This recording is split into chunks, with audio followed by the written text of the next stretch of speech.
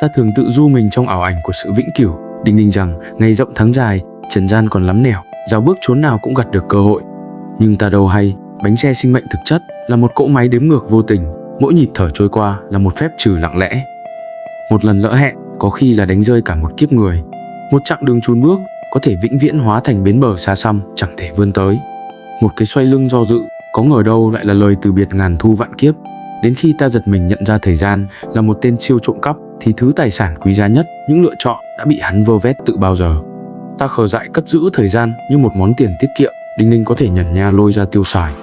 Nào ngờ thời gian lại là dòng thác đổ trôi tuột về đông, đã đi là dứt áo không màng đoái lại.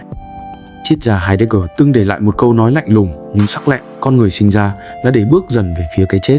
Đời người vốn chẳng phải là một bức tranh về tấm toàn vô tận để ta tùy ý vung cọ vẽ vời, mà là một cuốn sách đã đóng gáy với số trang được định sẵn từ lúc lọt lòng. Khép lại một trang là đời mỏng